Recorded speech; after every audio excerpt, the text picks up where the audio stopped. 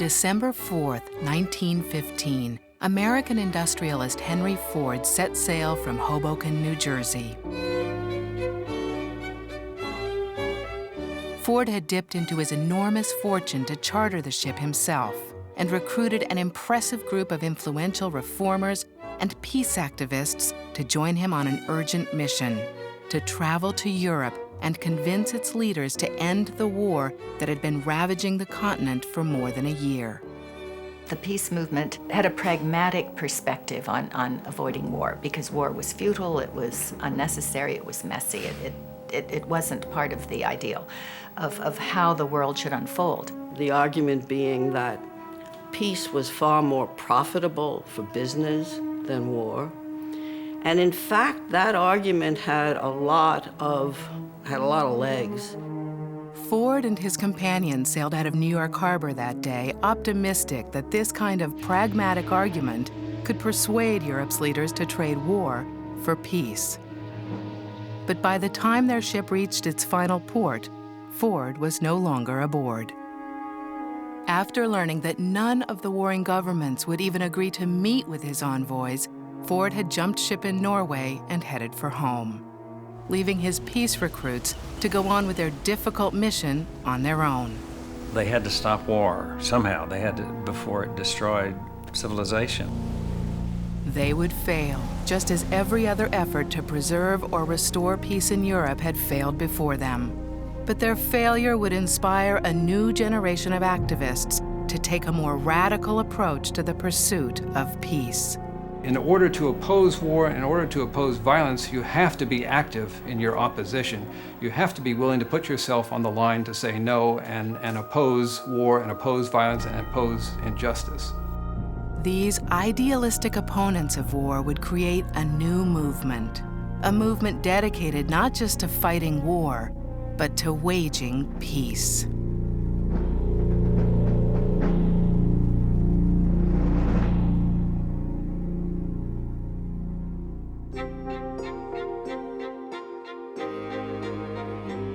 By the time Henry Ford launched his peace ship in 1915, Europe's rulers had already spent almost 50 years waging the greatest arms race the world had ever seen. Why was there the arms race in Europe? The fear that the other one's going to get a jump on you and get an edge on you. The fear, for example, in the German heartland, that they'd have to fight a two-front war against the French and the Russians if there was a war. It meant that they had to have a bigger army than both. And so this game of chicken goes on. Governments all over Europe were doing their best to win this deadly game, but some of their subjects were beginning to fear that if the arms race led to a real war, this time there would be no victors. Modern weapons, they argued, had become too powerful, too destructive. If they were unleashed, they might destroy Europe and roll back centuries of cultural, scientific, and economic progress. There were a number of people who were really convinced that Europe would blow itself up and commit suicide if it went to war. So this is not pacifism that derives from Jesus Christ's injunction, thou shalt not kill, although there are people who cite that. It's peace activism that's based on legalistic and economically pragmatic roots. But war had been putting its own roots down in Europe for thousands of years. The monarchs who ruled the continent had always felt free to go to battle over dynastic rights, territorial disputes, or plain greed whenever they pleased. In the 1870s, the emergence of a new German empire had intensified their ancient rivalries and sparked the arms race, making an 1898 announcement from the heir to one of Europe's oldest dynasties all the more surprising. The Russian Tsar Nicholas II issued a call in the summer of 1898, which was a call to the diplomatic powers to discuss the arms race and ways of mitigating it. Nicholas had issued his call after a peace activist had convinced him that he and his fellow monarchs were leading Europe into a war that would mean mutual and total destruction for everyone involved. The Tsar included a list of proposed topics that an international conference would address, which was naval expenses and arms expenses and ways of creating international systems of negotiating peaceful solutions to issues. And when the language of it was leaked to the press, the peace movement was astonished. I mean, here was a government that was saying pretty much what they hadn't even dared to say.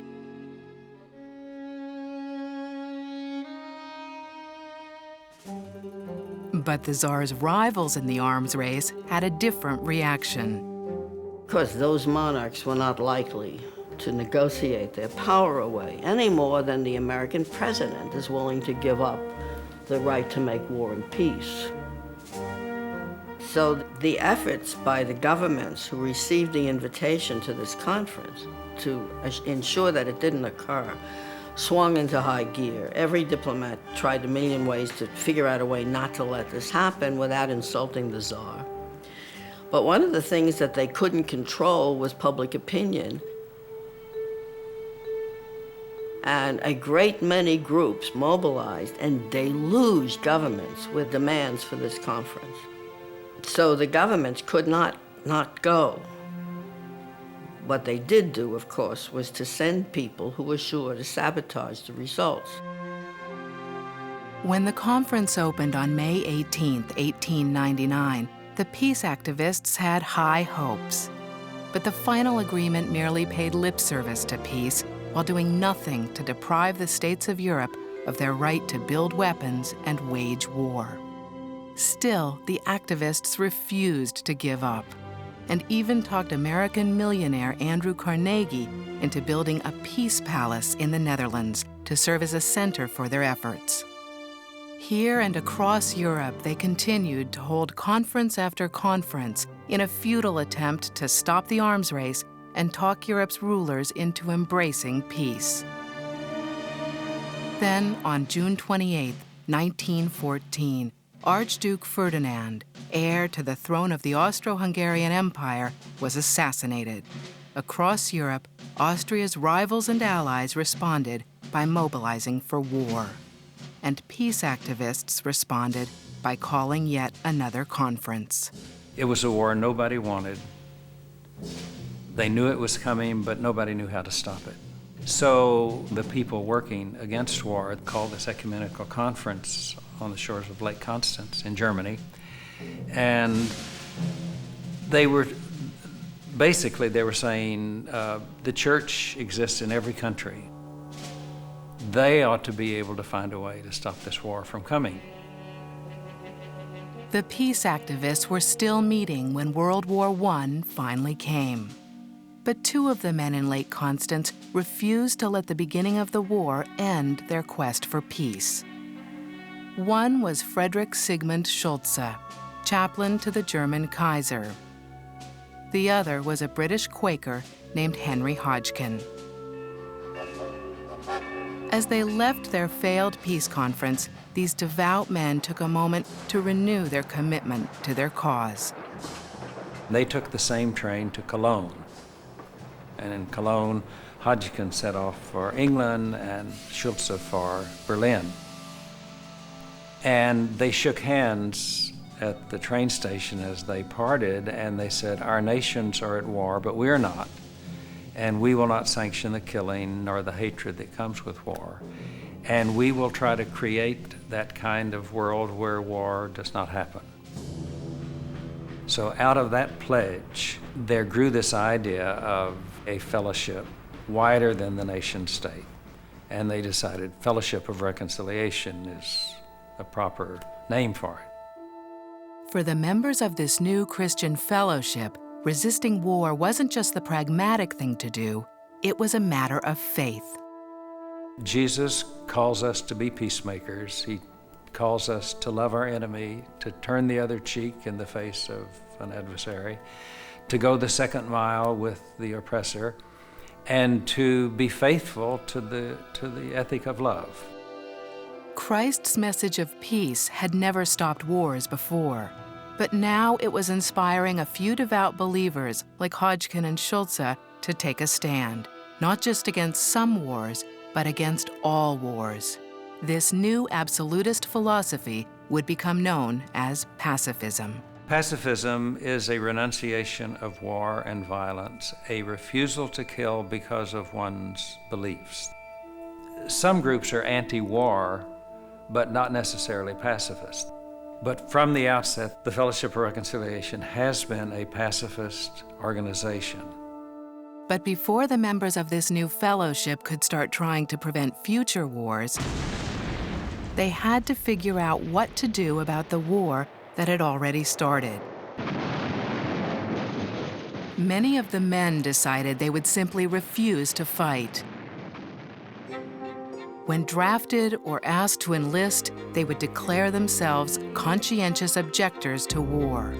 It would prove to be an unpopular stance. Once a war gets started, people seem to lockstep behind the government. And governments have used this, I think, as a trick, intentionally, to say, okay, the bad guys are coming to get us, we need to rally behind me in order to oppose them. But across Europe, thousands of men, inspired by both ancient religious beliefs and the new pacifist movement, refused to answer the call to arms. For many, the punishment would be swift and severe. It's a very radical idea that you will not be violent, that you will not kill, that you will place yourself above the nation state. In 1914, pacifists were looked on as traitors, and many of them were sentenced to life imprisonment, and they were tortured.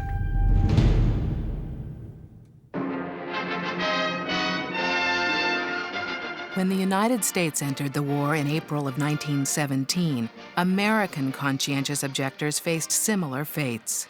They were put into solitary confinement for 14 days at a time with their arms bound on the cells for 9 hours a day. And 17 men died during the war in situations related to this mistreatment. One individual committed suicide. He wrote a note and he said, "I can't get anyone to believe that I'm sincere, and I hope my death will prove it." The abuse of the conscientious objectors inspired pacifists to change their focus to the defense of civil rights. The peace movement regrouped and decided, instead of coming out strongly against the war, critiquing the war as such, that instead it would have a defensive role, helping individuals who would come into conflict with the law because of their pacifist or non-resistant Christian beliefs that they could not participate in war. A member of the American branch of the Fellowship of Reconciliation named Frances Witherspoon led the way. Witherspoon wasn't just a Christian and a pacifist, she was also a socialist and an active member of the suffragist movement to gain women the right to vote. This was the period in the early 20th century of the rise of what we call now, with hindsight, first-wave feminism. The suffrage movement really was in high gear. And there was also an increasing interest within the women's movement with matters concerning peace. Her experience in these other movements had convinced Witherspoon of the importance of putting ideals into action. Just weeks after America declared war on Germany, she rented a space in New York's Ginn Building and opened an office designed to help pacifists and conscientious objectors fight for their rights and resist the wartime state. She called it the Bureau of Legal Advice. This was the first group to offer free legal aid to anyone who came into conflict with the law. Conscientious objectors began pouring through the doors seeking help. Frances Witherspoon and her fellow volunteers would advise them on their rights under U.S. and international law, refer them to lawyers, and offer moral support. It was very difficult to be someone who stood aside from the 100% Americanism that was being propounded in this period, and to help individuals that were opposed to the war. So the individuals who stood out and helped Those who came into conflict with the law, who really were opposed to American entry into the war, were vilified. In September 1918, the Bureau for Legal Advice was raided by the FBI and forced to temporarily shut its doors. But Francis Witherspoon and the rest of America's pacifists refused to give up.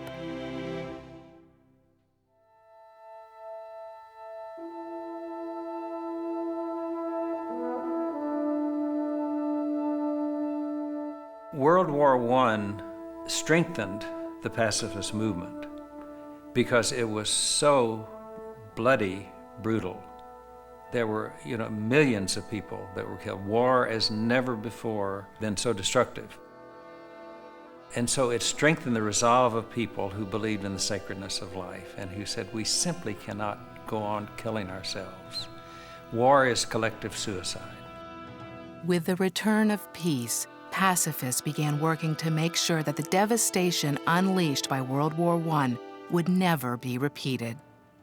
Once again, a member of the Fellowship of Reconciliation led the way. Her name was Jessie Wallace Hewen. Jessie Wallace Hewen, a school teacher in Brooklyn, also had a PhD in political economy. She was a brilliant socialist theorist. She was a noted poet. She was also an absolute pacifist. As a member of the Fellowship of Reconciliation, Hewen was a devout Christian too. But her work with some non-religious opponents of war had helped her realize that not every path to pacifism starts in a church. Non-religious people, such as myself, don't believe in killing because we see killing as taking away absolute part of an individual. None of us have that kind of perfection that we can say, well, I'm absolutely right and you're absolutely wrong, I get to take away your life. Hewen decided that the Christians in the Fellowship of Reconciliation would never be able to end war on their own. So she started a new group that would welcome non-Christian and non-religious opponents of war into its ranks too. She called it the War Resisters League. From this time forward, the notion of resistance to war was no longer necessarily connected to religious values. And the War Resisters League, I think, is important in that respect. Jessie Wallace Hewen was a realist, and she wanted the War Resisters League to work. She wanted it to exist, to thrive, and she said at one point, we've outlawed slavery, we've outlawed dueling, we've outlawed cannibalism. The next step is to outlaw war. But first, Jessie Wallace Hewen and the members of her new league had to figure out the best way to put their opposition to war into action. They found an answer in India, in the inspirational example of one man. His name was Mohandas Gandhi. Since 1915, Gandhi had been leading a movement to win freedom and justice for the Indian people after 150 years of British oppression, and creating a new type of nonviolent activism he called the moral equivalent of war. He said, by being nonviolent, you have the moral power. By being violent, you give up your moral power and you become a brute force. Grandfather said, I personally believe that I am willing to die, but there's no cause for which I am willing to kill. And so he said that is the foundation of the philosophy of nonviolence. He told the people of India, he says, we cannot be as brutal as the British are. We have to show them through our action, through our forgiveness, that we are better than them and that we are going to make them realize that they were in the wrong here.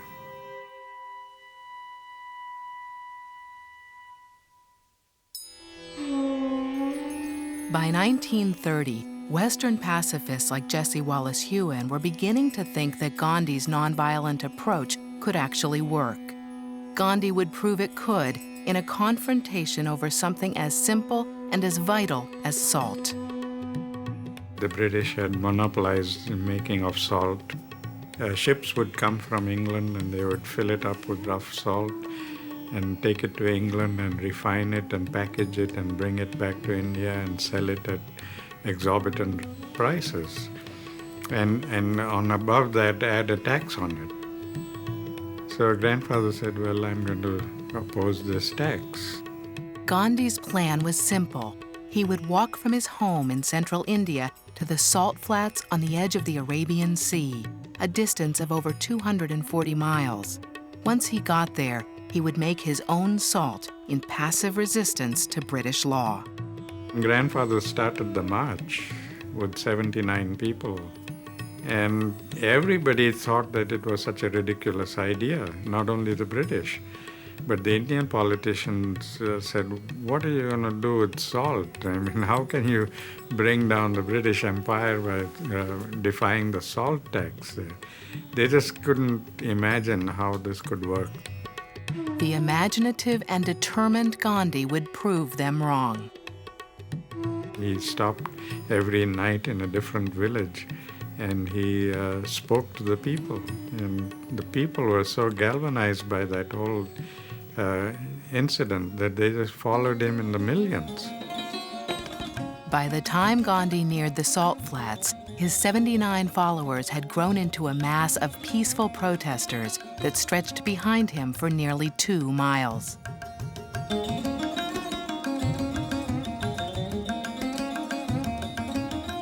Once they reached the shore, Gandhi stepped forward, leaned down, and picked up a pinch of salt-laden sand.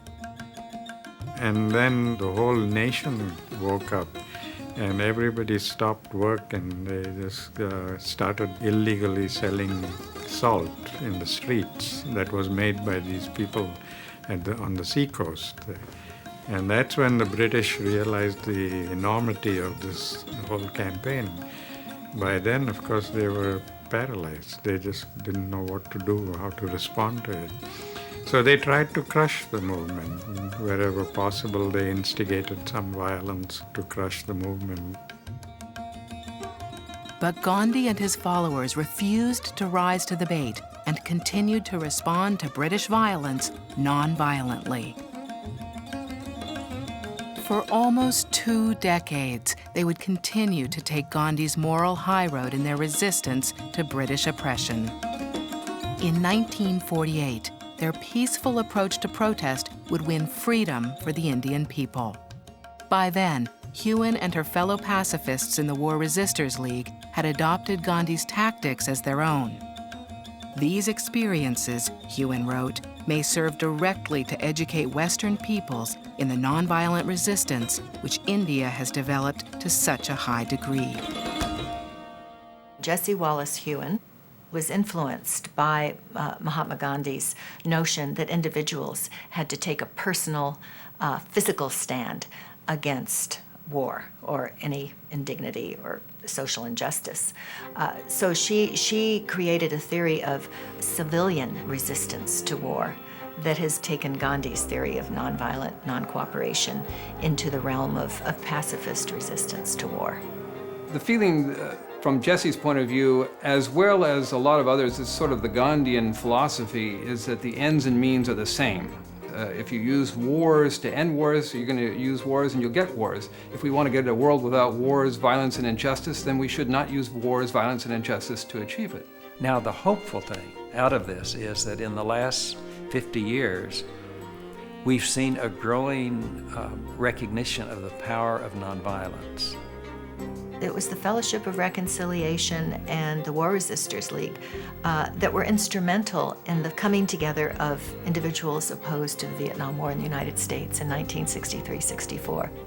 The mythology is that this was a campus movement of radical young students. And of course that became a very important part of the anti-war movement in the United States in the Vietnam War era. But the beginning of this was with these more traditional groups that had been in existence since World War I. That's why these old organizations that have been around a long time with this message of peace, like the Fellowship of Reconciliation, are really essential.